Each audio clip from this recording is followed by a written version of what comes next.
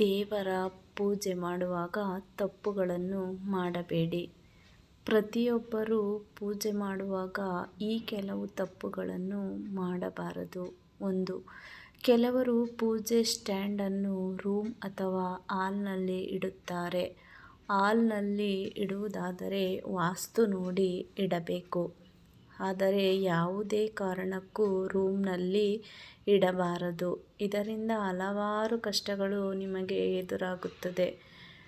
2ನೇದಾಗಿ, ಇನ್ನು ಪೂಜೆ ಮಾಡುವ ಸಮಯದಲ್ಲಿ ಸೀನು, ಅಗ್ಸಿ ಬಂದರೆ ಮೊದಲು ಮುಖ ತೊಳೆದುಕೊಂಡು ಪೂಜೆ ಮಾಡಬೇಕು. 3. ಇನ್ನು ಪೂಜೆ ಮಾಡುವಾಗ ಗಣೇಶನ ಮೂರ್ತಿ ಅಥವಾ ಫೋಟೋ ಇರಲೇಬೇಕು.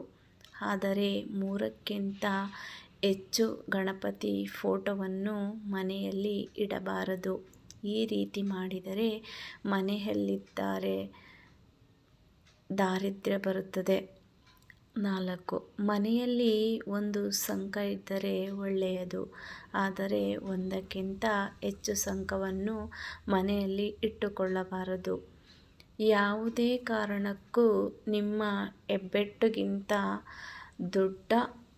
ಹೆಬ್ಬೆಟ್ಟಿಗಿಂತ ದೊಡ್ಡದಾದ ಶಿವಲಿಂಗವನ್ನು ಮನೆಯಲ್ಲಿ ಇಡಬಾರದು. 6. ಪೂಜೆಗೆ ಇರುವ ಹೂವನ್ನು ಸ್ವಚ್ಛ ಮಾಡಿ ಇಡಬೇಕು. 7. ಯಾವುದೇ ಕಾರಣಕ್ಕೂ ಒಡೆದು ಹೋದ ವಿಗ್ರಹಗಳನ್ನು ಇಡಬಾರದು. ಮೂರ್ತಿಗಳನ್ನು ಇಟ್ಟು ಪೂಜೆ ಮಾಡಬಾರದು. 8. ಸಂಜೆ ಮಾಡುವ ಸಂದರ್ಭದಲ್ಲಿ ದೀಪ ಆರಿಹೋಗದಂತೆ ನೋಡಿಕೊಳ್ಳಬೇಕು. 9. ಮುಖ್ಯವಾಗಿ ದೇವರ ಮನೆ ಮುಂದೆ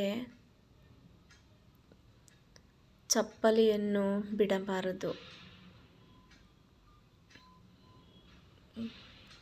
ಈ ವಿಡಿಯೋ ಇಷ್ಟ ಆಗಿದ್ರೆ ದಯವಿಟ್ಟು ಒಂದು ಲೈಕ್ ಮಾಡಿ, ಶೇರ್ ಮಾಡಿ, ಸಬ್ಸ್ಕ್ರೈಬ್ ಮಾಡೋದನ್ನು ಮರಿಬೇಡಿ ಫ್ರೆಂಡ್ಸ್.